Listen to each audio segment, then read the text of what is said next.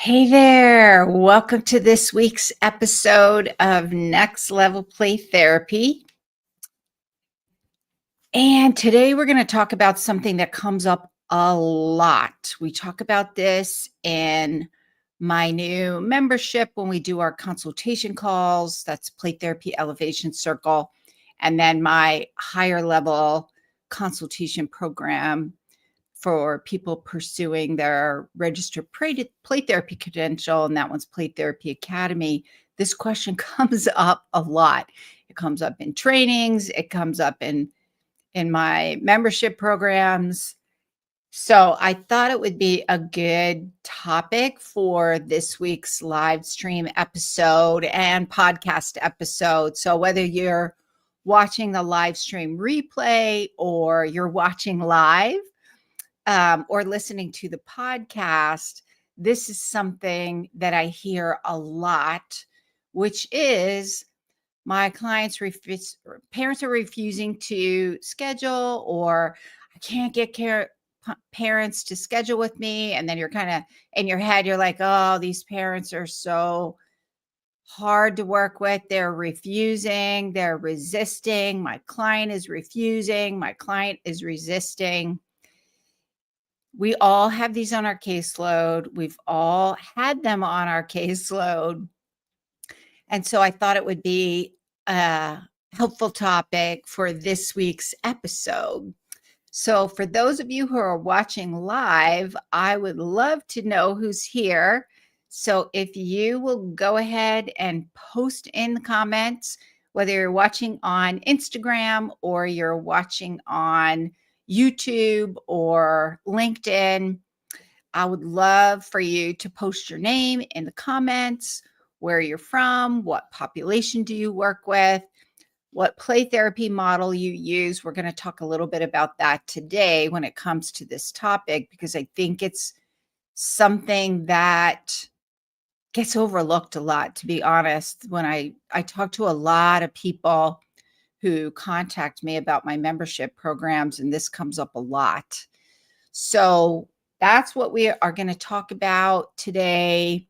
Raise your virtual hand if you have ever gotten those phone calls between sessions from parents frantically leaving you a message about all the things that are going wrong, or you're getting the emails or you're getting the texts.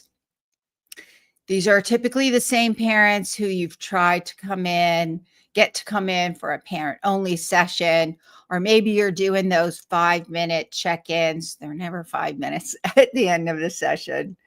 I call those drive-through parent meetings, like you're driving through to McDonald's. Or maybe you have a client who is doing the same thing week after week after week, or maybe you're trying your best directive play therapy activities and your client is not having it. They're not interested. They don't want to do it. So if you've had those, that is what we are talking about today, because these cases can make you feel drained, feel like you are not doing a good job, wondering if you're the right person for the job, maybe thinking you should secretly refer them, or privately in your head, you were wishing you could just work with the kids and not the parents, and that would make your life easier, and you wouldn't feel frustrated, overwhelmed, stressed out, and burned out.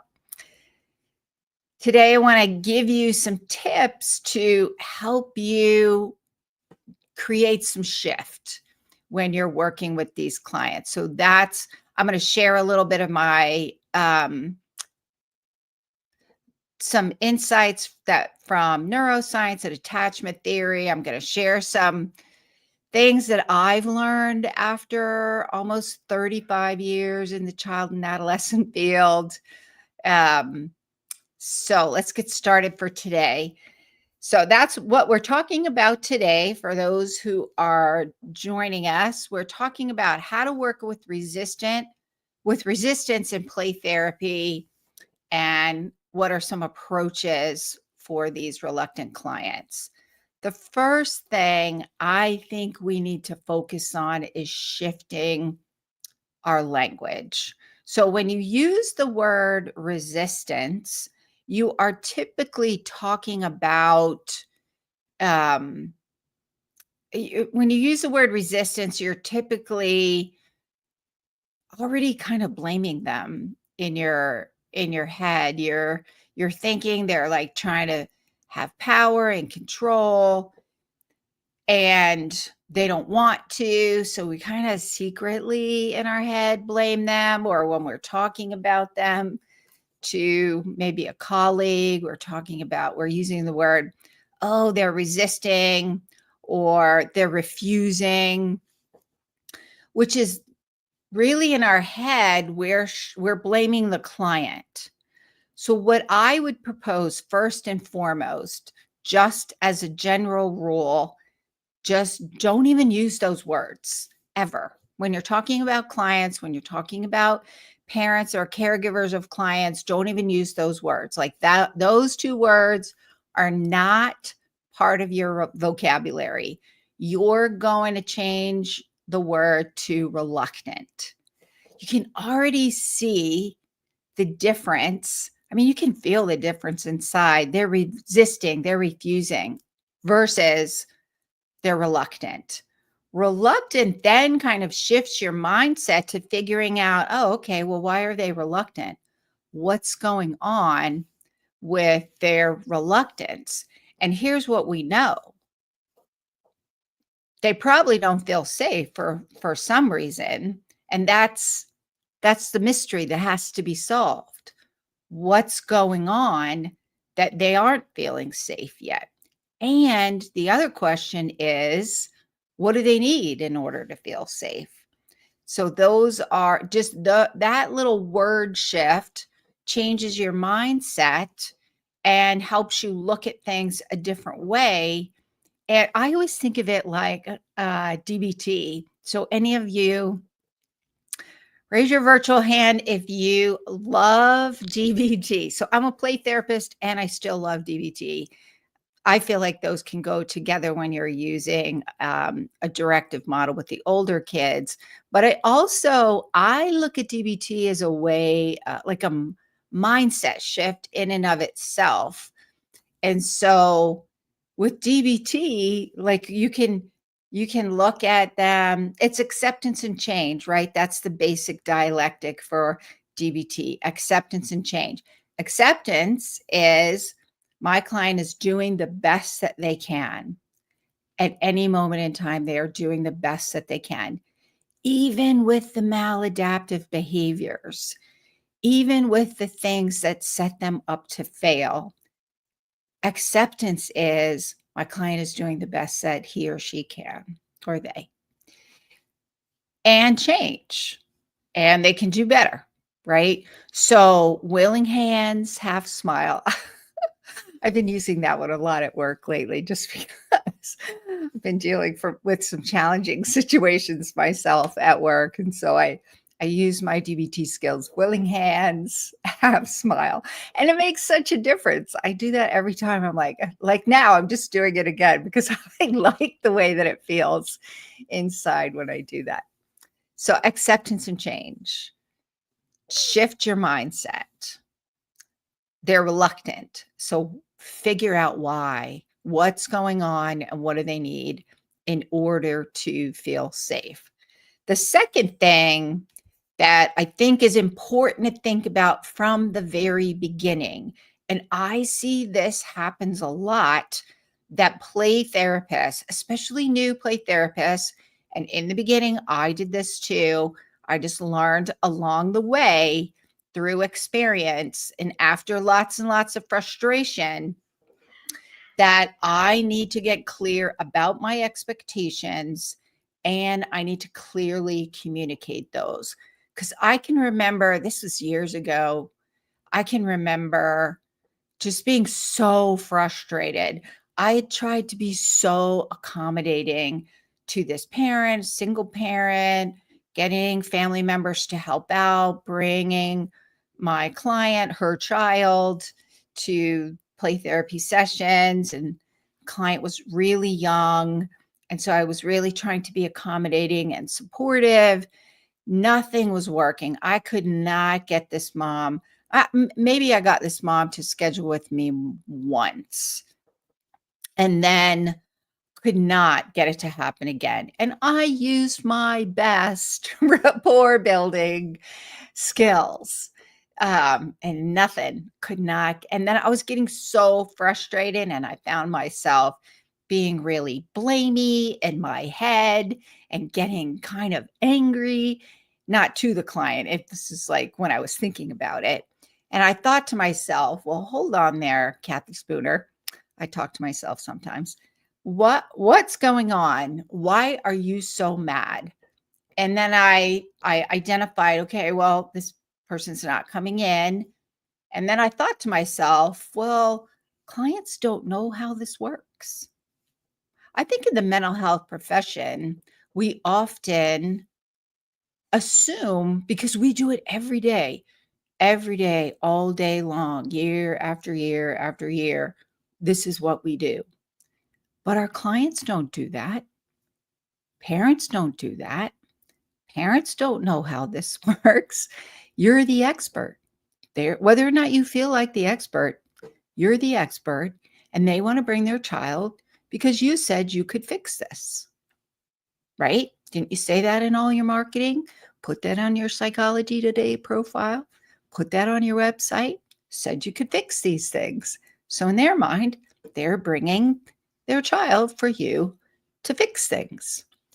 And they don't know how it works, and they don't understand their role.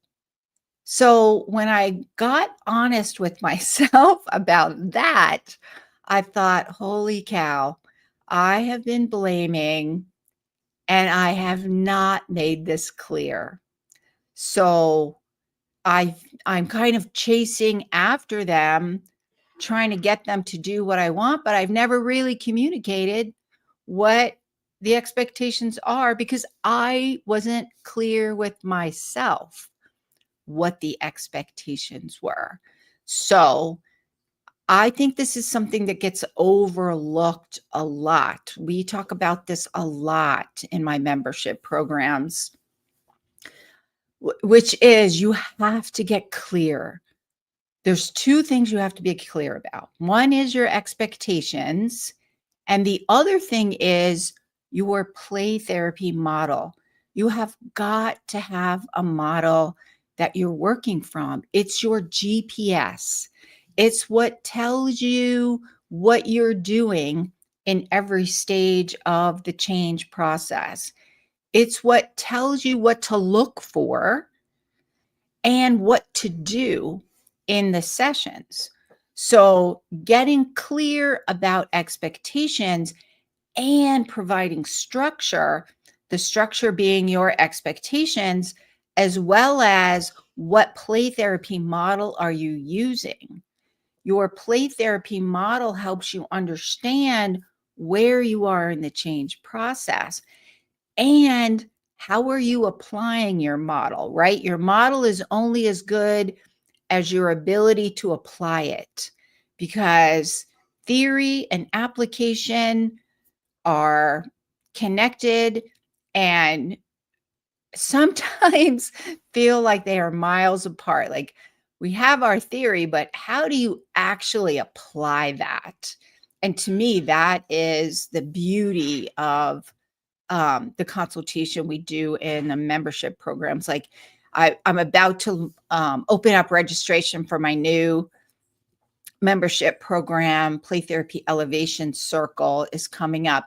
And I have a webinar, which I'm going to talk a little bit more about at the end. So if you're really feeling stuck, then I have a free webinar coming up next Monday, August 11th. So I'll tell you more about that one. But this is something we talk about a lot. What are your expectations and what is your play therapy model? So your expectations are what are your expectations about how often you're going to meet with clients and why? I feel like if you're working with kids, you need to meet with them weekly if you want to gain any traction for change. A week is a long time for a kid. So explain why. Parents often want to do every other week, and sometimes you may end up doing every other week, but every other week is part of the discharge process where you are scaling back the scaffolding. And this is how I explain when these things come up. I explain the reason to help parents and caregivers understand the reason you have these expectations. What are the expectations you have for parents, and how often you're going to meet with parents, and what's the reason for that? What's their role and why are they so crucial to the change process? You want to explain all of that. This is also where your play therapy model comes in, because depending on your play therapy model will influence how caregivers or parents are involved in the process. So when you're explaining expectations, you also want to explain your play therapy model and how that works. The third thing for overcoming resistance or reluctance is really, I like to use a neuroscience and attachment lens. Because I feel like any play therapy model, you can plug in neuroscience and attachment theory in that model. And so if we look at things from an attachment standpoint, a neuroscience standpoint, we know that in order to engage in the change process, clients need to feel safe. They need to feel, because what we're asking them to do is to come in and change is uncomfortable. And children come in, they don't know you, they don't know how this works. Parents come in, they don't know you, they already feel like failures because something is wrong with their child. So they already come in feeling like they've done something wrong, and they might be carrying a lot of shame and guilt about that, which of course is not going to make them feel safe. And they're sure that you're thinking the exact same thing, even though you're probably not. So we know from neuroscience and attachment theory, if we're encountering a client who's reluctant or parents who are reluctant, then let's use neuroscience and attachment theory and make sense of that. And if we do that, then we're making sense of it by coming to the realization that they're probably not feeling safe because we're asking them to change. So the first thing that we're going to work on is how to create rapport.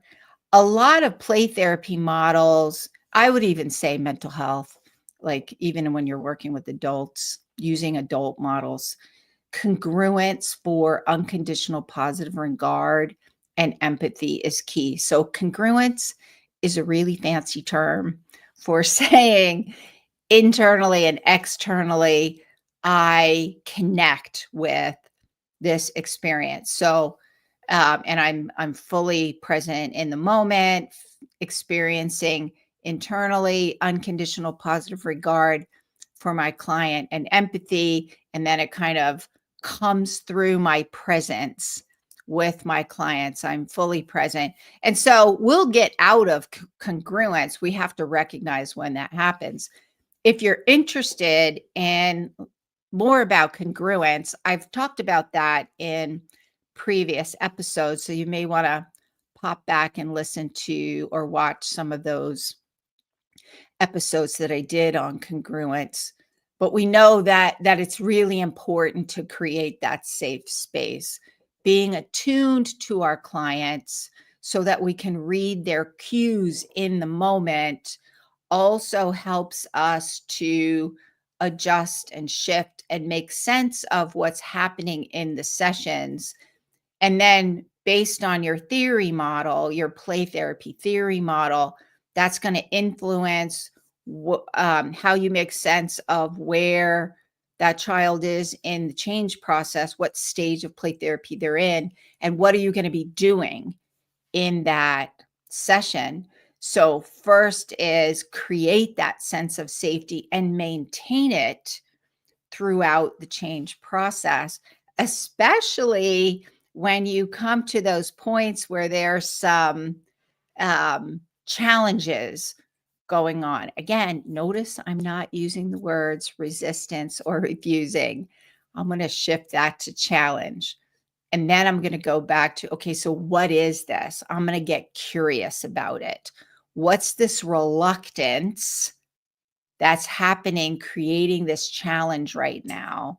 Let me see if I can figure out what that is. And your play therapy model is going to influence how you make sense of that and what are you going to do. The last thing, the fourth thing that I think makes a huge difference is the power of community. I really, since I've been doing these membership programs, Play Therapy Academy, and also my newer membership, registration is opening soon for that one if you're interested. But one of the things that I've learned, because I did a beta launch back in March, so we've had that program going for a little while in its beta version, and I see this in there as well. The power of community, the power of coming together when you're feeling stuck, when you're feeling lost. Maybe you're not sure what to do. Maybe you're curious, like, hey, I'm running out of ideas. Help me out here. You don't have to figure it out all on your own. Nobody can do this job alone. You can never really figure it out all on your own 100% of the time, year after year after year after year. I've been working with kids and families for probably 40 years now, first as a special education teacher for kids with emotional problems in an elementary school self-contained setting.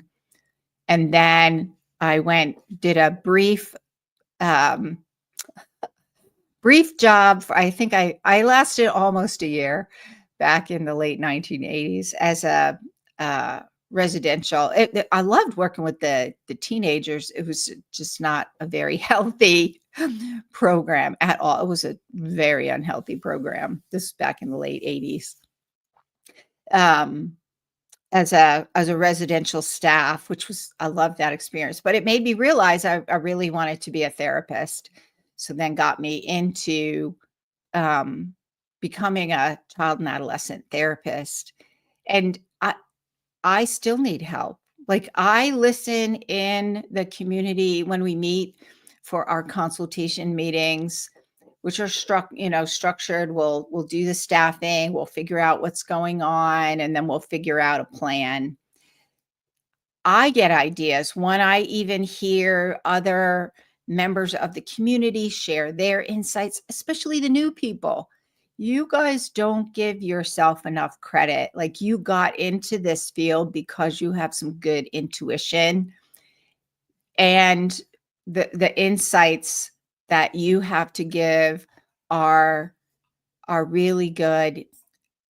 So in a community, we have people newer to the profession, people with, I would say, moderate length of experience, and then very, very seasoned people coming together. You get such a well-rounded, I always say, kind of a 360 view of the problem. We can look at it and identify, like, what's going on, and then figure out what's the reason that's happening in the play therapy sessions or working with parents. And then what is your play therapy model? How can you apply that?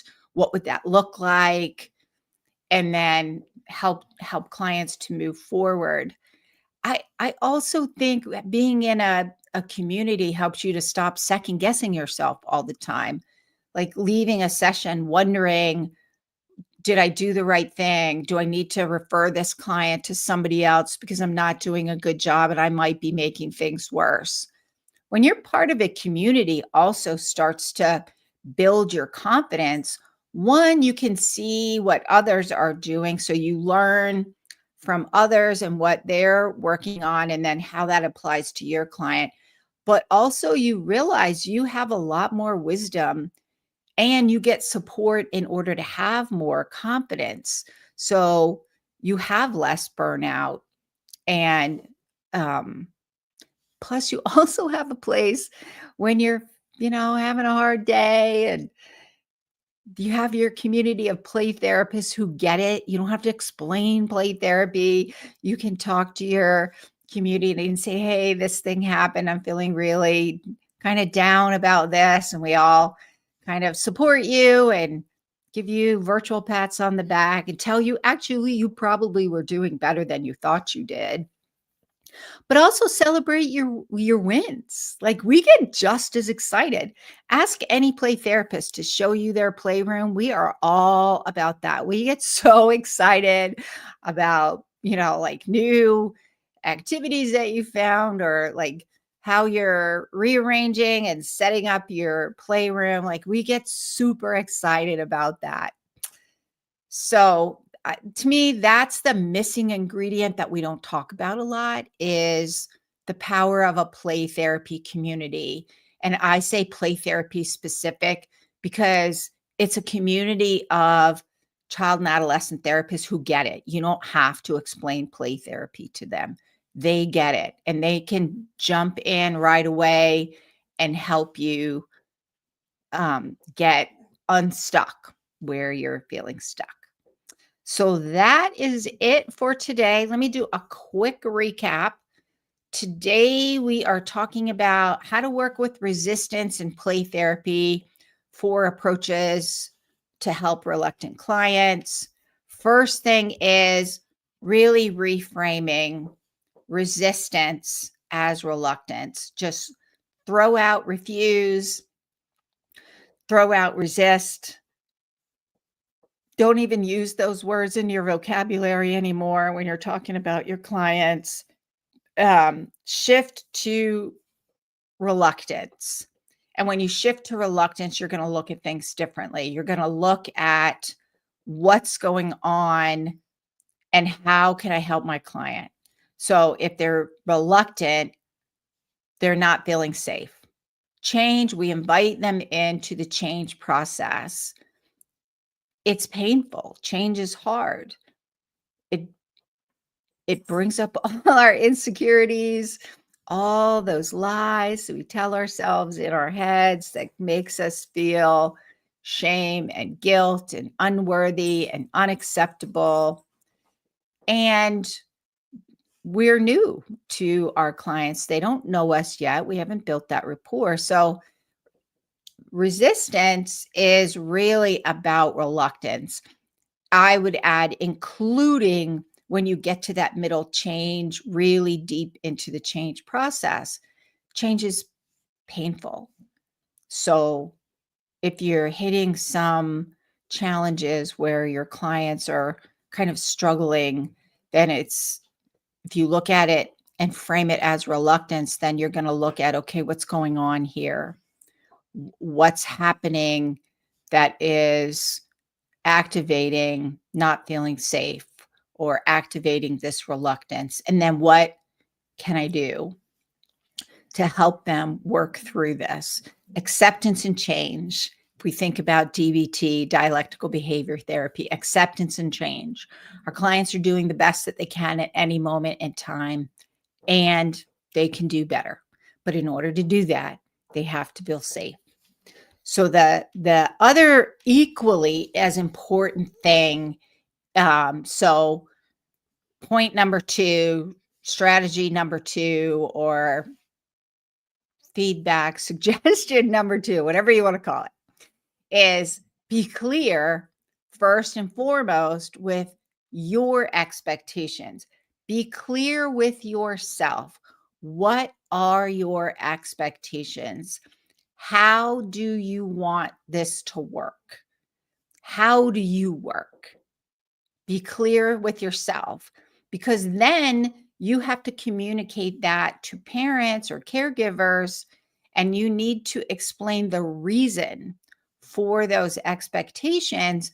Part of that expectation is what is the role of parents in the change process? And so that will translate into how often are you meeting with them? What are those meetings going to look like? And what is the reason those meetings are critical for success to happen? How often are you going to meet with the child? How long are your sessions? What happens if they miss a session? Do you charge for missed appointments or no shows? How much time do you require to cancel an appointment? Those you need to be clear with yourself about, and then you need to communicate those. The other thing is, what is your play therapy model? You really need to be clear with yourself first. What play therapy model are you going to be using? And what is the reason for that? And what is that going to look like? Because your play therapy model is what is guides you through the change process and helps you make sense of what to do in each stage of play therapy and the reason you need to do that in each stage of the play therapy session. When you're clear about your play therapy model, you can also communicate that to parents and caregivers, why you're doing what you're doing and why do things work the way that they work. What's the reason for that? Because your play therapy model is going to be like your GPS and help you understand how to get through all of those things. And when you hit those road bumps, or hit those roadblocks, or then your play therapy model is going to help you figure out what to do to move forward. So be clear about your expectations, be clear about what play therapy model you're using and the reason for that. And then you need to clearly communicate that to caregivers and to clients. Strategies for overcoming reluctance really is, if you look at this from a neuroscience and attachment standpoint, anytime you hit any reluctance, it's an indication of your client's not feeling safe. Something just got activated. What is it? And consider the possibility of not feeling safe. And what do you need to do in order to create safety? Because change is painful. I got that backwards. Change is painful. It's going to activate things. It's going to activate maladaptive patterns of behavior. And then what's the reason that maladaptive behavior got activated? Your play therapy model is going to help you understand that. It's going to explain that. And then it's going to help you understand what to do. If you're looking at this from a neuroscience and a neuroscience and attachment framework, then we're going to automatically go to safety and security. What just happened and how do we reestablish that? Or how do we establish that in the beginning, and then in the nitty-gritty deep down change process, what are we going to do to reestablish that if something has ruptured that safety? And then the fourth thing is the power of a play therapy community.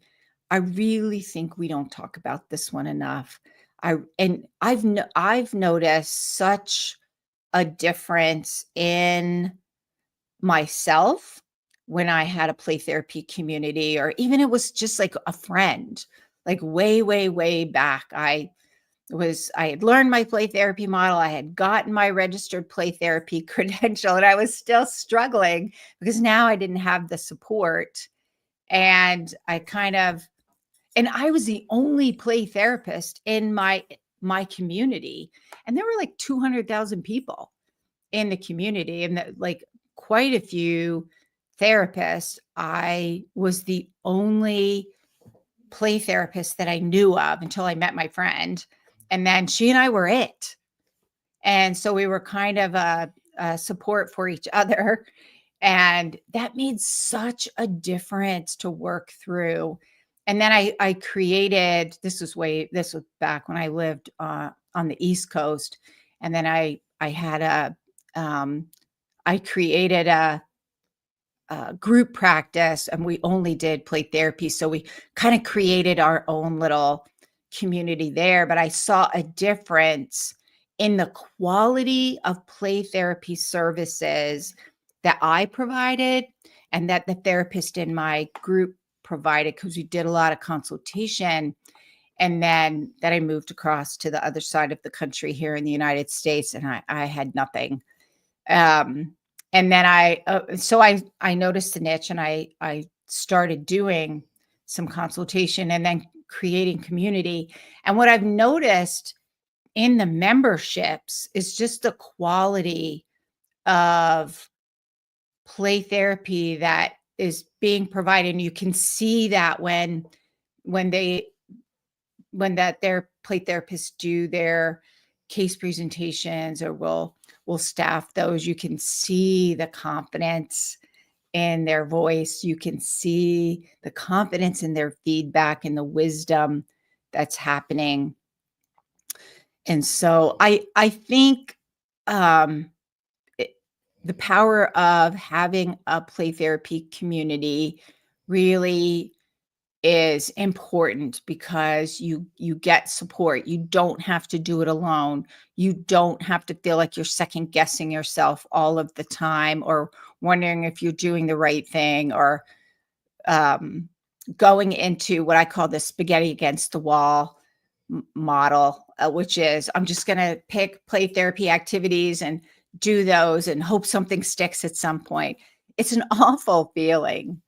And when you have the support, it does make a huge difference to learn your play therapy model and how to apply it, and then figure out what to do in your sections. You have a place where you can bring some of those really tough and challenging cases where you're feeling burned out and overwhelmed, and probably secretly wishing you could just work with the child and not the parents, because usually that's where we get stuck.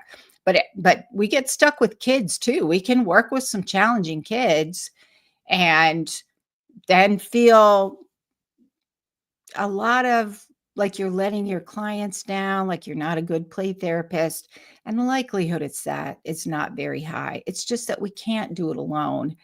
And we can't really go to adult therapists or therapists that are using an adult model, because they don't really get it.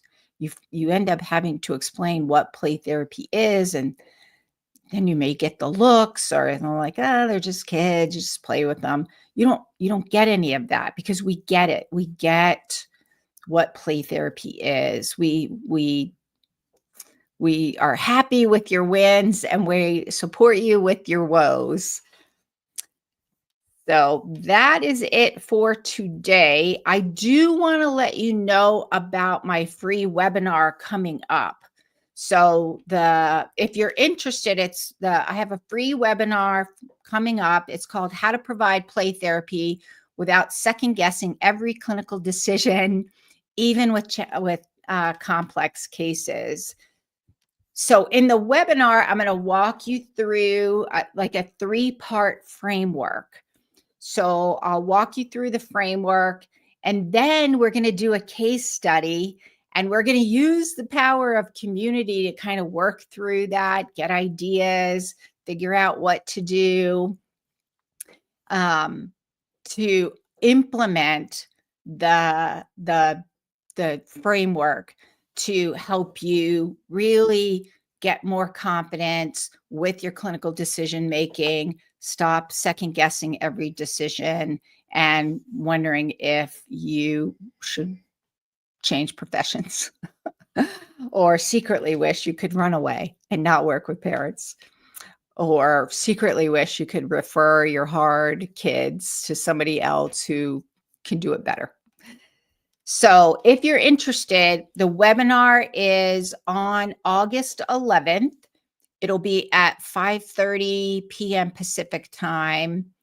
It'll be about 90 minutes. You can register. Registration is going to close this weekend. It's going to close in a few days. So you'll want to pop over to my website at rhplaytherapytraining.com. That is rhplaytherapytraining.com. Renewing Hearts Play Therapy Training. Register for the training. It's free. So 90 minutes, we will come together as play therapists. We will put our nerdy heads together and learn some skills. And if you're interested, I do have Play Therapy Elevation Circle is also registration is opening up next week as well. It's only going to be open for a week. If you're interested in Play Therapy Elevation Circle, then head over to my website and go on to the consultation page, and you can sign up for the wait list so that you get notified right away and you don't miss out. So that is it for today. Pop over to my website, sign up for the free webinar, and I will see you next week.